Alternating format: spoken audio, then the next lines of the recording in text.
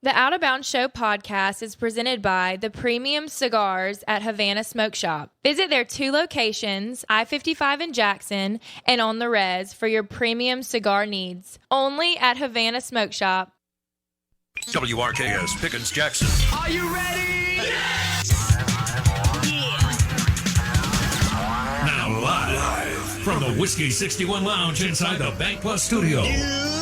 Listening to Mississippi's #1 sports talk show, The Out of Bounds Show with Bo Bounds. Streaming worldwide live on the Out of Bounds radio app and on your radio at ESPN 105.9. The Soul.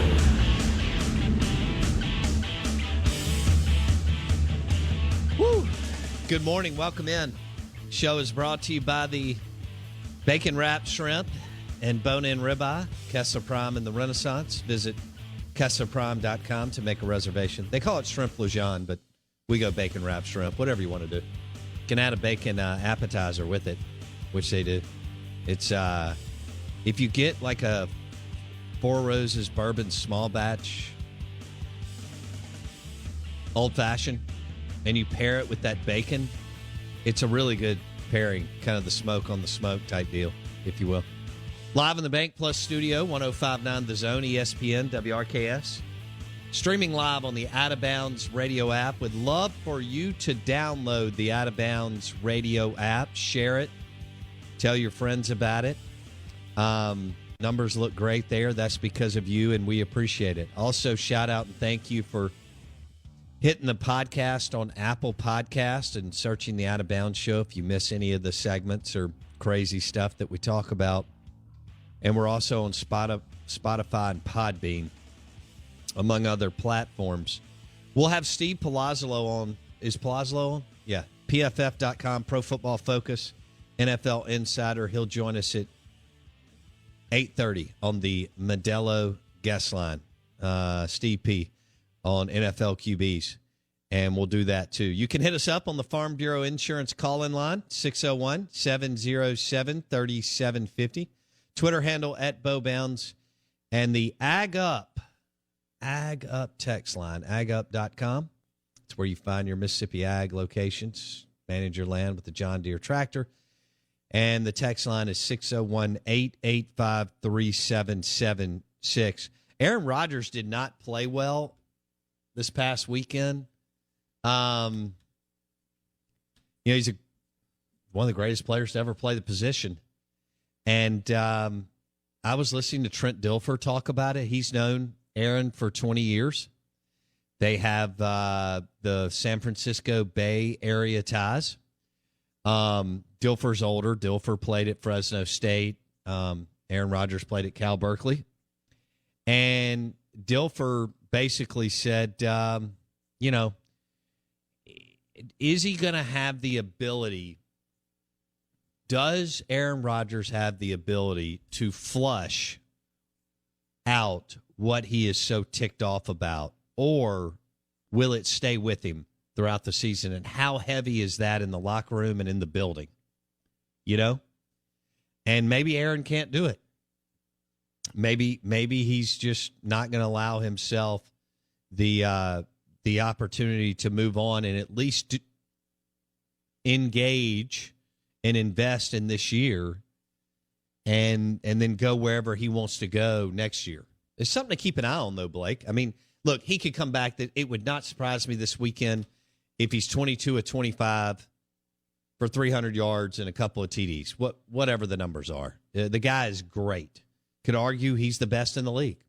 I mean, it kind of pick your poison. Mahomes, Rodgers, Russ, maybe another player, or Brady still, which is remarkable. But he's right there in the top tier of guys. So we'll keep an eye on that.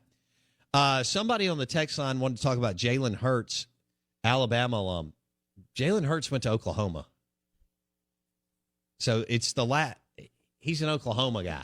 Hello. Hello. He played well for the Philadelphia Eagles. He played probably the worst team in the NFL this year.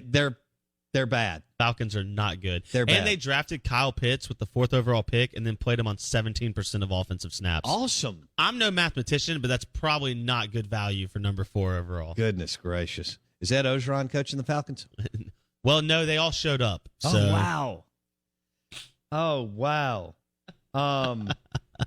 Shout out to the Independent Roofing Crew for listening to the show. Number one commercial roofing company in the state of Mississippi. Independent Roofing Systems, roofing.ms. They just gave us a shout out on the text line. So, Orgeron, Blake, let's talk about it. Yeah. And Matthew. When was the last time you heard anything as crazy as what we just heard? He's the same guy today that Ole Miss hired in 2004. I just want y'all to know that. He's just older. He is the same guy. You can try to he's the same guy that Ole Miss hired in 2004. I give him credit. You can say miraculously, luck, or you can just say whatever. Give him total props. He did the whole Joe Brady, Joe Burrow thing. Other than that, they're 6-6 in their last 12 games. And if you take away that season of 2019, his record is very pedestrian for a blue blood top 5 recruiter like LSU. And the wheels seem to be coming off. And he doesn't understand. They have actually evidently, asked him to come in and meet and say, Ed, this is not, we can't do this. You and Sean Payton are the two biggest names and people in the state of Louisiana, and you have to carry yourself that way 24/7. It's just the way it is. And he thinks he could be gone at the end of this year. And by the way, $20 million ain't nothing. Is the national college football writers on the East and West Coast who don't get it. And they don't media people and journalists don't understand business. It's a drop in the bucket. To get everything right and get going again, I don't think it's that. That's why Southern Cal's getting hung up on buyouts. They're not committed. Scott Woodward, I think, is over there going, $20 million? I can make 6 phone calls. That's more than he needs. 6 phone calls pays for the next coach, too. Right. We have to win. And look, Ed Orgeron, should be at Blinn Community College or whatever. But he's going to go to the house unless they fire him with cause, Blake. Now, that'll be interesting what they can drum up between now and maybe Thanksgiving weekend if they actually decide to go down this path of letting him go with $20 million on his contract. Or if they fire him with cause, then it gets attorneys get involved and he'll still get something, and who knows how that will look. He's making about $8 million a year. I love when Jordy said Ed Orgeron never imagined that he would be making that much money. You can tell by the way he acts. Ago. You can tell by the way he acts. He went to a fishing camp to challenge a 21-year-old who talked a little smack. I want you to think about that. You're making $8 million a year. You're the head football coach at LSU. You have a national title, even though it sounds preposterous and ridiculous. You have a national title as a head coach. You're in a boat, whatever, meandering down the river with a cold beer or whatever in the water. And somebody just says, Coach, we need to make sure we win more games. Da-da-da-da-da. And that fuels you or sparks you to go park or whatever, dock the boat. Drive around. And drive to this cruise camp. And basically sniff around at maybe causing a stir or an altercation. Yeah. Which, let me just say, y'all know this. There's already enough testosterone and machismo in this world, but when you get guys at hunting camps or fishing camps and women aren't around and booze is there and everything else, and he mentioned artillery, and I don't even want to go there. But when you mix all that together, and you've got a heated conversation, how does that usually work out for anybody involved? Not well. Okay.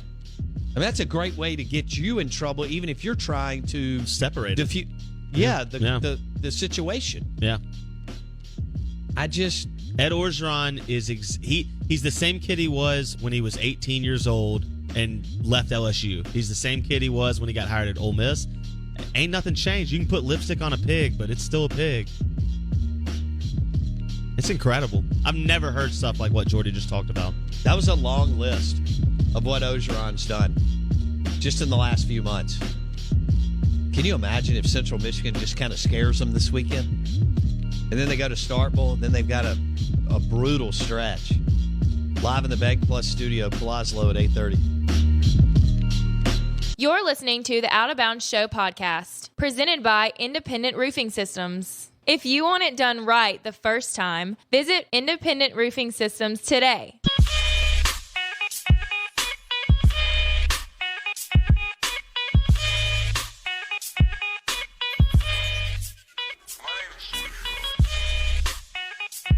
Oh, man. Good morning. Welcome in. Show is brought to you by Eye Care Professionals and Dr. Kirk Jeffries. New location, Belmead, Flowood. Blade-free LASIK and cataract surgery. Eye Care Professionals. New location, Belmead and Flowood. Eye Care Professionals, Dr. Kirk Jeffries. We're live in the Bank Plus studio. Blake, did you see the did you see the tweet yesterday from the guy who matched up the SEC football coaches with what profession they would be in if they were not football coaches? Incredible work.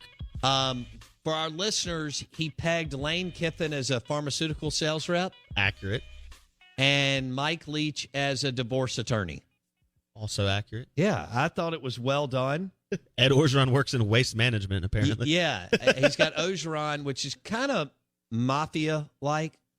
And I could see, Eddie O dumping bodies on the river. Dude, on the Bayou, yeah. Waste management's probably a lucrative job right there. Man. Some. We're not talking about the official company, just that industry. Yeah. So I know we have people that work at the really, really good company of waste management listing. They were just tagging him in that industry. What I loved out of all of them was Kirby Smart, history teacher, coach. And then Josh Heupel, they have him as a high school booster club president. That is so awesome. And so this guy nailed it. And it kind of went viral for Twitter, I guess. I don't even know what the, line of going viral is. But anyway, let me run through. Nick Saban is a car salesman. He's actually in the car business. Owns how many Mercedes-Benz dealerships? It's a lot. Well, you got to funnel. The one in Nashville. Yeah. Because Edwin was here and went up there. He's part of one, I think, in Birmingham. There may be some more that they've rolled out. Not a bad place to be in the Mercedes-Benz dealership business in Nashville. What is it, 10,000 people are moving there a day? I think that could probably work out. You got a launder where you get your cars for your recruits. You got to mix that up. Let's see. Jimbo Fisher is an insurance agent. But like sketchy insurance, I feel like. Yeah. Brian Harson is a mega church pastor. I thought that was phenomenal. He does look a little bit like that. We mentioned Eddie O. This is great. One of our favorite coaches, Sam Pittman, is a competitive barbecue pit master. That is awesome. Go Hogs. Yes, sir. Hey, we all have buddies who sweat a lot. And the guy who will man the grill and sweat his tail off for hours? Yeah. That's Sam Pittman. 100%. On a Saturday night when you've got a ridiculous amount of meat, premium beef, and you guys are all, you got you a glass of bourbon and a big game. And, I mean, there's a lot of testosterone on the patio or the deck. Sam Pittman is the dude that is manning the grill and sweating bullets. That's that guy. I don't even know what the Vanderbilt is. It Lee Clark or Clark Lee? Yeah, Clark Lee. Yeah, he's a politician. Let's. Dan Mullen is a real estate agent. 100% can see that. That's pretty good. This is good. Mark Stoops, who for those of you who don't know, he coaches at Kentucky. He's a high school principal. I thought that. And then we've got Shane Beamer. And for those of you who don't know, he coaches at South Carolina. He's a Chick-fil-A franchisee. Now, what I told Blake this morning is Blake needs to be a franchisee for Insomnia Cookies. Yeah. But that's a whole nother discussion that we'll get in later. Let me keep rolling. Elijah Drinkowitz, is that him in Missouri? Yeah. He's a tax accountant, and my God, this picture looks exactly like... He looks like every accountant I've ever seen in my entire life. Yes. It's beautiful. Or you could even go tax attorney, but whatever. That just got his LLM from like the University of Florida. This is a bonus one. Steve Sarkisian is a DUI lawyer. He looks like... if he wasn't a coach. You know Shamedy or whatever, all those those billboards? On 220? They look like they could be brothers. Yeah. They really do. I like it. And then he's got Lincoln Riley. He added the 2 new ones that are joining us at some point, right? They're going to join the party or whatever you call this craziness. Texas may not think it's a party. What exactly are we in the Southeastern Conference? We've all lost our minds. But anyway, they've got Lincoln Riley as a youth pastor. Hello. So that's kind of going. And let me start again real quick with Lane Train and the Pirate. He has Lane Train as a pharmaceutical sales rep, and he has Mike Leach as a divorce attorney. I want your thoughts on the Ag Up text line, agup.com, 601-885-3776. What's your favorite? And this guy just absolutely nailed it. Which one do you think is the most accurate? If you had to pick one that's like the most accurate. The most accurate. Where you're like, no doubt, as soon as you read it, you were like, bam, done. Understand that one. To me, it's 2 of them. Okay, I've got Stoops and Pittman, Blake. Interesting. Who are you? I was going to say, and it's not fun. Or Drinkowitz, but nobody cares about exactly. it. Yeah. To me, Lane is a pharmaceutical sale. Like, if you know about pharmaceutical sales, that's Lane Kiffin. 130%. Taking doctors and nurses out to dinner, like kind of doing backroom, like that is Lane. Made sure Kiffin to throw in nurses. Go ahead. Well, Lane's going to throw the nurses. It's a great one. And then I think Mike Leach as a divorce attorney, like there's nothing more. Mike Leach would love nothing more than to get in between 2 people getting divorced. No question. like 100%, he would love nothing more than to be in the room negotiating a divorce proceeding. And for our listeners, he has a law degree from Pepperdine. Exactly. That's a great one. That's fantastic. I think the Lane Train is a pharmaceutical sales rep. How do you feel about that? Mike Leach as a divorce attorney. And then Jimbo being the insurance agent. Jimbo would be the insurance agent who got divorced with Mike Leach. Like, used Mike Leach to get divorced. And now he's got to sell more insurance because he's given half of everything to his wife and his 2 kids. Like, that's exactly what Jimbo looks like. Oh, goodness. Oh, now we're getting into Viagra on the text line. Goodness gracious. Oh, man. Oh, man. All right. This show brought to you by the Men's Clinic. Yeah. There you go. The Men's Clinic in Madison. Shout out to Dr. Mike Manning and Dr. Cliff Adams, themanthing.com. I love that site. I mean, the name of that site. That's great. All right. I'm not even sure we can transition out of that.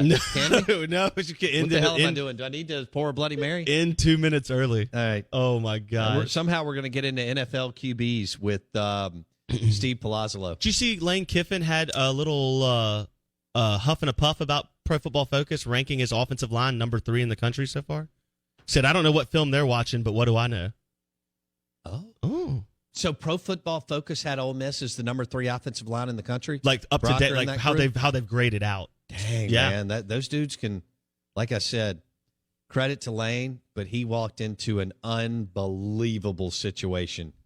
Thanks to Matt Luke and some others on that staff. Yeah. I mean, they have they've got guys who can pass block, and then they've got road graders. I mean, they've got the best of both worlds. These guys can do it. They can run block and they can pass block, and they're operating at the highest level of college football. Last year, they were unbelievable. This year, even losing Royce Newman, they're unbelievable. Yeah, but Kiffin didn't want the praise. It was a little rat poison in Kiffin's mind. Well, he's got a new offensive line coach. That hadn't hurt him, obviously, the first 2 weeks. I don't expect it to hurt him this weekend.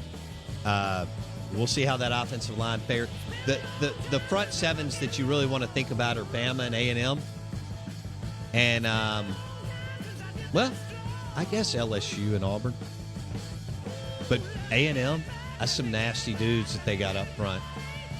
The Out of Bounds Show, ESPN 105.9 The Zone. Speaking of Louisiana, brought to you by the Charbroiled Oysters and Gumbo at Drago's Seafood Restaurant and Oyster Bar on County Line Road on the property of the Hilton Jackson. Palazzolo next.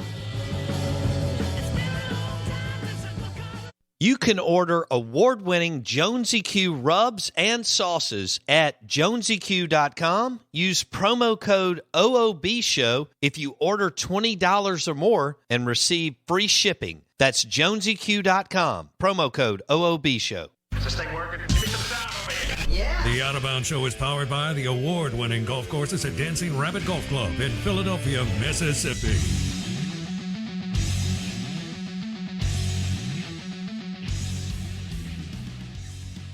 All right, good morning. Welcome in.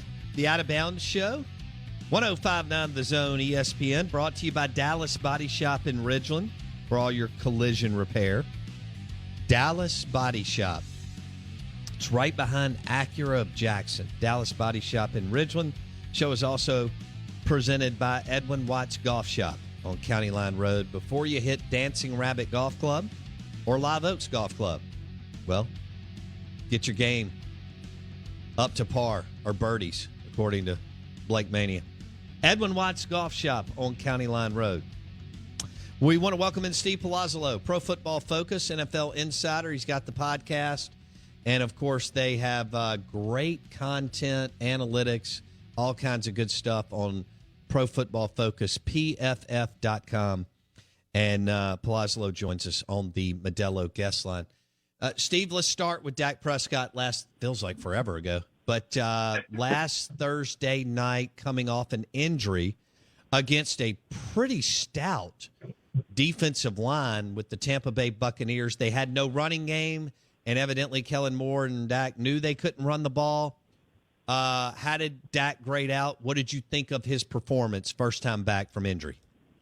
No, I was very impressed with Dak. I mean, he graded out well for us. There were a couple throws he got away with, threw one right to a linebacker, almost had a red zone interception. They didn't show up on the stat sheet, but got one of those interceptions back on a drop. Either way, throw for throw was fantastic. Love the way he stood in the pocket. That was really impressive because the Bucs blitzed him like crazy. They have the good defensive line, like you said, and he just did a really nice job. It was I think I used the quote here. At some point in the summer, the Cowboys should put the ball in Dak's hands, let him spread it around, try to score 30 points as quickly as possible, and then go tell Dan Quinn, give up less than 30 on the other side. They follow the strategy other than the don't give up 30 on the other side. So I really think this is the way for the Cowboys to win. I don't think they need to run the ball more. Dak looks great. Spread the ball around, put pressure on defenses, and hope that your defense just gets a little bit better. Zeke Elliott was great as far as picking up the blitz and the blocking. That's about it. Yeah, that's about it. Yeah. All right, so we'll move on from there. Real quick before I get into Aaron Rodgers, Dallas at L.A. playing the Chargers this weekend. So they're going to go back-to-back road games. Who do you like and why in that game, Steve? I'm kind of leaning Chargers here because – and I don't want Dallas to go 0-2 for the sake of this interview every single week, but you've got the Chargers coverage unit with Brandon Staley, who was one of the best in the league last week. And then Justin Herbert was fantastic. I mean, they just feel a little different, with the Chargers this year. And Dallas is all banged up on the defensive line right now. It's Marcus Lawrence out and probably Randy Gregory out. So I'm leaning Chargers in this one. I love the way the Chargers looked in week 1 against Washington. Yeah, I agree with you, unfortunately.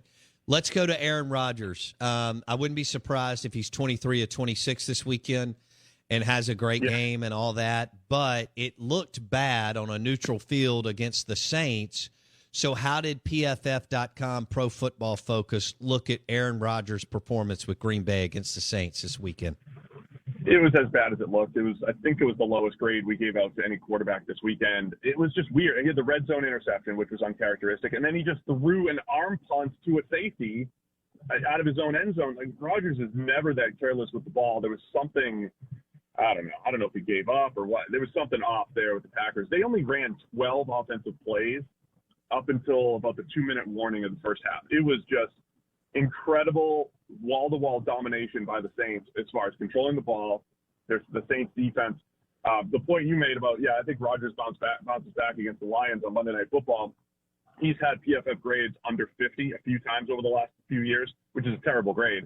Every single time, though, he bounced back exactly with a 4-touchdown, no interception performance. So 3 straight times he's done that. It just because it happened in week 1, it feels like, oh, what happened this whole offseason? This has happened a few times to Rodgers, and he always seems to bounce back. So I'm not terribly concerned yet. I'll be concerned if he struggles against the Lions next week. Okay. They play the kneecap biters on Monday night. So, and how about that stat that Palazzolo just dropped as far as Rodgers bouncing back from poor performances? So I expect him to have a great night on Monday Night Football. Hey, real quick, Steve, I don't know what all y'all are doing when you're in your kind of think tank of PFF.com, but did you get a chance to watch Peyton and Eli at all on during Monday Night Football? I caught the highlights on Twitter that people pushed out, and then I caught some of the end of it. It was fantastic. It was a lot of fun, and they're Peyton's hilarious. Eli's a little bit less hilarious, but he tried. They're just really good together. It was fun. It was great, and you get Russ Wilson in there. I liked it a lot. I think that was cool.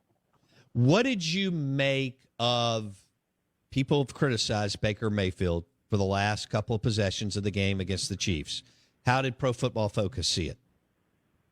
Yeah, I mean, obviously throwing the interception to end the game wasn't great. He tried to throw it away. Probably should have gotten rid of the ball a little bit earlier. I thought Baker overall played a really good game. I think the takeaway for me with the Browns, Baker made some big-time throws. He did a lot of things to move the ball for the Browns offense. They scored 29 points, but the Browns also did a lot of good things when you're playing the Chiefs. Going for it on 4th and 3, they had a penalty on an extra point that moved them to 1, and they went for 2 to steal that extra point. I mean, there's a lot of just smart football by the Browns, but it all came down to Nick Chubb fumbled in the second half, and Baker, couldn't make that final drive, and there's a free 75-yard touchdown in there to Tyreek Hill, too. I mean, you're talking about a couple plays that changed the narrative for the Browns. So I was excited for the Browns. I thought Baker played well outside of the pick and a couple other throws.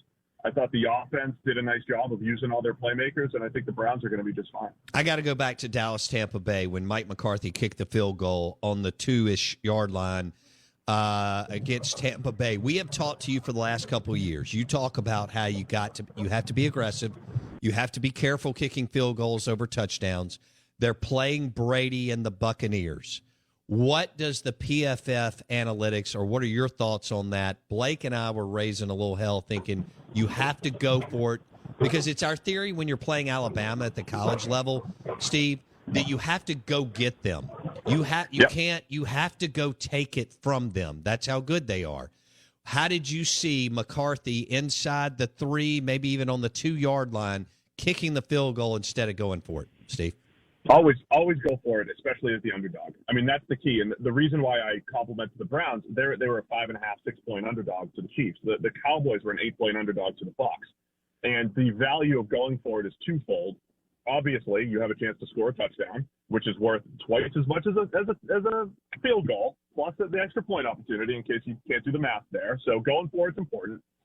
If you don't get it, though, you're putting the Bucs at the 2 or the 3-yard line and having to go the full field, which does matter. So there are all of those factors. You mentioned the Brady factor too, and this is where coaches usually push back, like, well, you don't know if you're facing Tom Brady or if your guard's bad. And this, I was like, yeah, we do. We do know all of those factors. We roll them up into our algorithm, and we can come out with, yeah, you should probably go for it a lot more often because of the payout of the touchdown, but also if it doesn't go right, the field position thing really does matter, and you are generally more likely to score the next field goal if you're making a team go 98, 99 yards up the field. So okay. All of that stuff needs to be rolled into the decision-making. Mike McCarthy.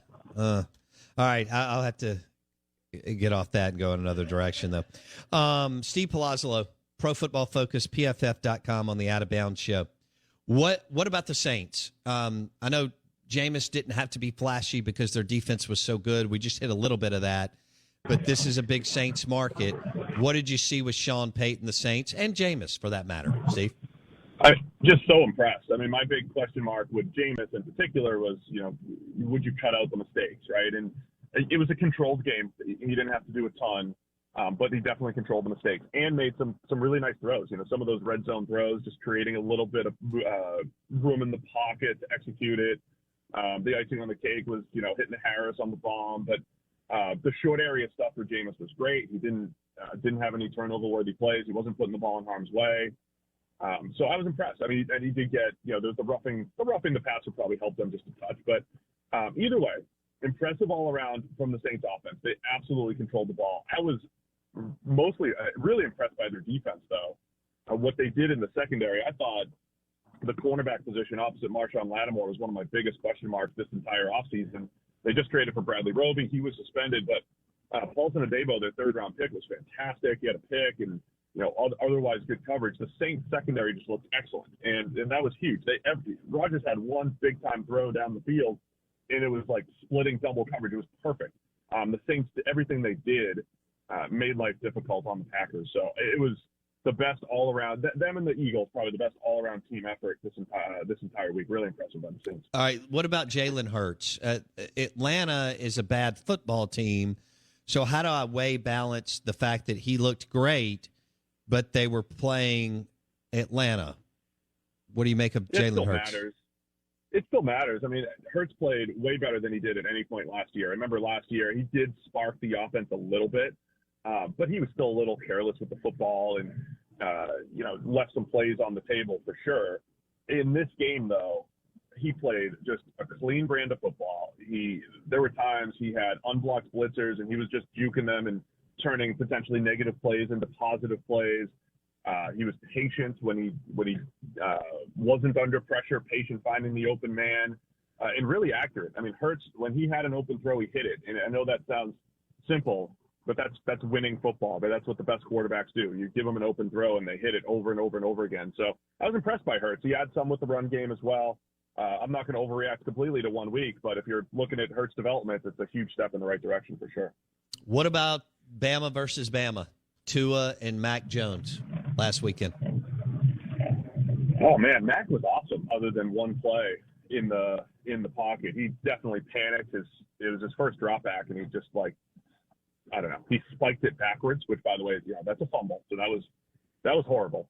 Other than that, though, Mac was very, very impressive. I mean, it was throw after throw, good decisions. He had defenders in his face. He was still standing in there. He was very accurate. So I was very impressed with Mac Jones. Tua, I thought, played an okay game, but there were two passes that were horrendous. One of them was the fourth quarter interception, but he was just trying to do too much outside of structure, trying to play hero ball.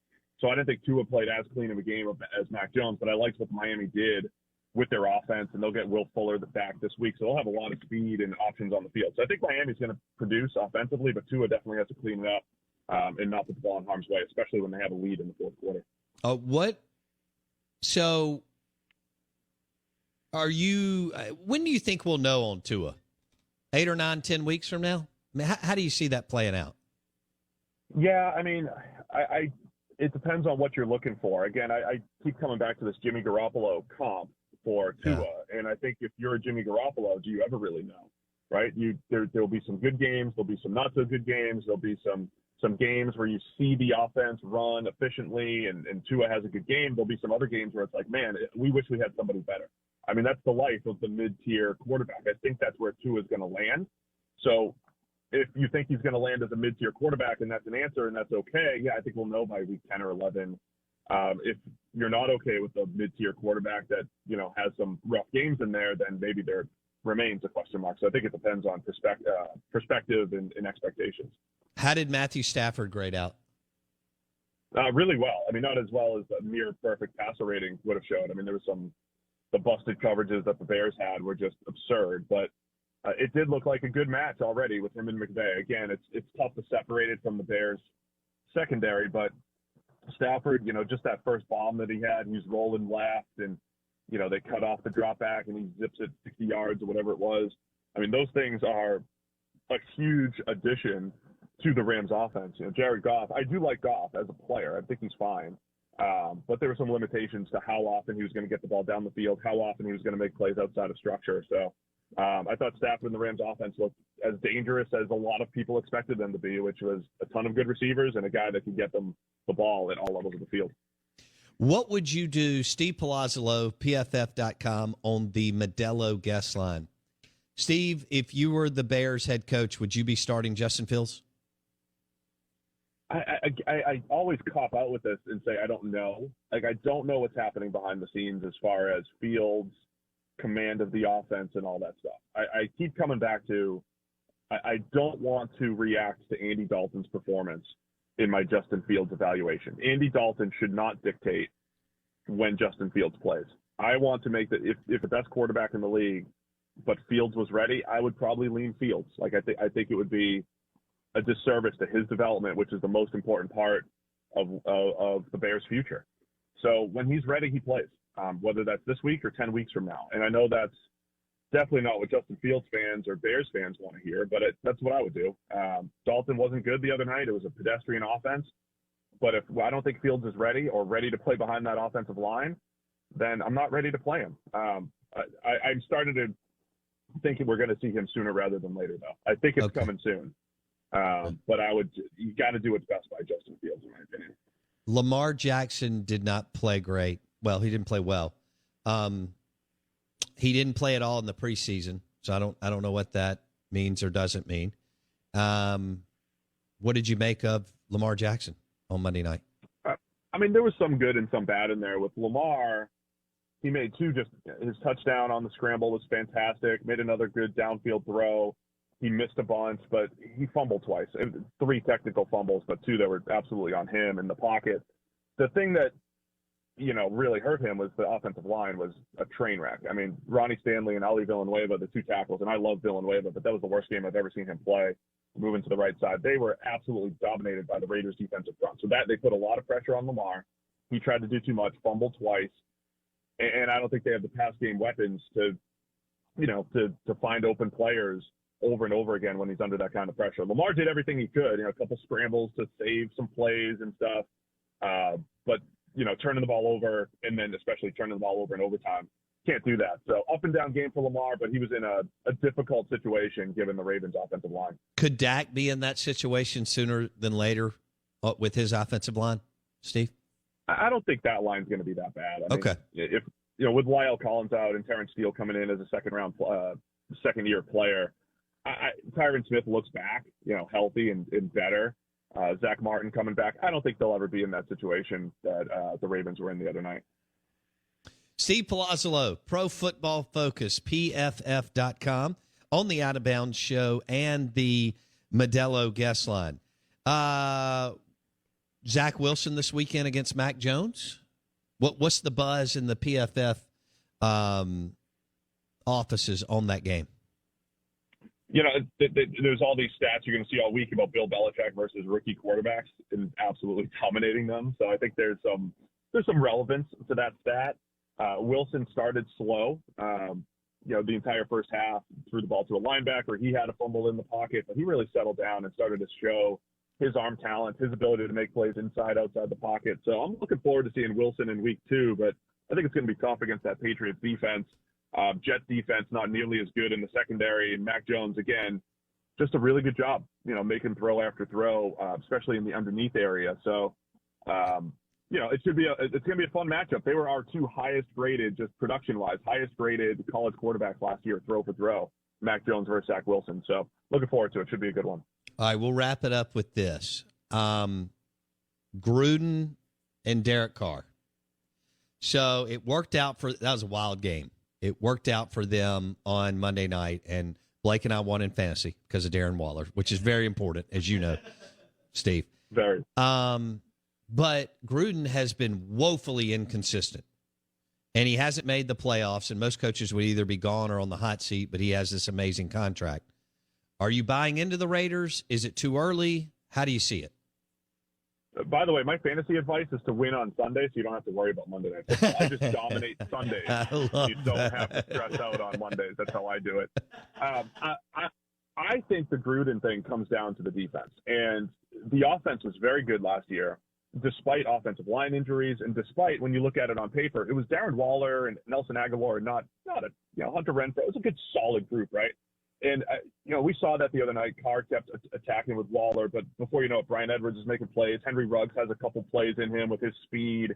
Kenyon Drake out of the backfield. I think the offense is going to be fine, but the defense was much better the other night, and that will determine the Raiders' success this year. Okay, so they'll lose by 7 to 9 points in Pittsburgh on Sunday, just because I'm starting to believe. Oh, man. Raiders. All right, Blake, we lied to Palazzolo. One more question. I do have a question. Okay, go for it. Tonight's Thursday night game is an NFC least game. The Giants, the Giants are 4-0 against Washington with Daniel Jones starting. However, Daniel Jones is 0-5 in primetime games as a starter. What do you think about tonight's matchup? And is Daniel Jones, is that experiment running to its end, or is Jason Garrett ruining another offense in the NFL? Your thoughts?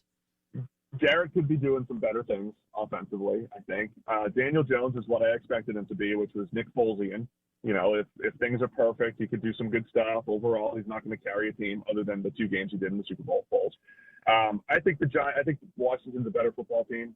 The defensive line, I think, should have some success against the Giants' offensive line. So I like Washington. I like Taylor Heineke, what he's done for the most part when he's had an opportunity. And, yeah, I think the Giants might be looking to overhaul some things by the end of the season. Oh, okay. Interesting. Joe Judge, Mississippi State alum, who was almost the Mississippi State head coach, according to some, until, Matt Rule from Baylor decided to take the Carolina Panthers job. So there you go. Steve Palazzolo, PFF.com, Pro Football Focus on the Modelo guest line. All right, are you close to the PFF headquarters right now? Yeah, I drove. I'm here. I'm right in the parking lot. That's how I do these radio hits every week. All right. On the road. All right. Be good. Going into podcast in a few minutes. Nice. He's going to drop the podcast. You can find it on Apple iTunes, so on Apple Podcasts, sorry. Be good, buddy. Have a good weekend.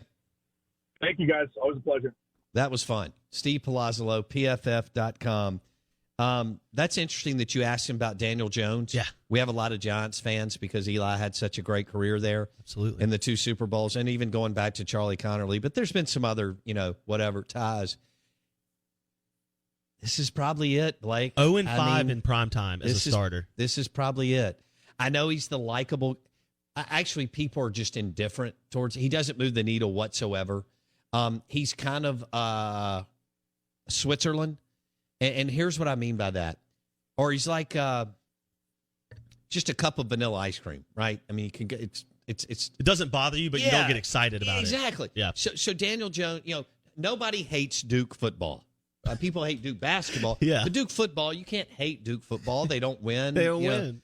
Cut's done a little bit, and then Cutcliffe is like your happy uncle. Nobody really. He's the sweater vest, happy uncle. That when you're growing up and you don't really know what in the hell you're doing in your life, he's always the guy in the family at holiday dinners and get-togethers that still pats you on the back and makes you feel like you've got all your stuff together. Has some weird old candy in his pocket for you. Yeah, yeah.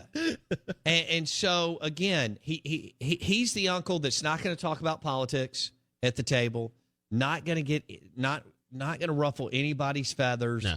Just the likable dude that stays out of the way. His wife dominates him, but other than that, he's a good dude, right? That's David Cutcliffe. Plus, when you're tied to Eli and Peyton, you're Teflon. But so nobody cares about Duke football, and nobody cares about Daniel Jones. So we're in this kind of space where, like Blake said, it's a cup of vanilla ice cream. You're not excited about it, but you're not mad at it either. Which means he's probably headed out the door sooner than later. Which means he's probably not going to make it. It was they overthought it. It was the David Cutcliffe thing. He can be the next Eli because he played under Cutcliffe, and none of that ties in together. One doesn't mean anything to the other. And now you got Jason Garrett running your offense, and we all know about that because we watched that for 10 years in Dallas. Hour number 3 of the Out of Bounds show coming up, brought to you by the Charbroiled Oysters at Drago's.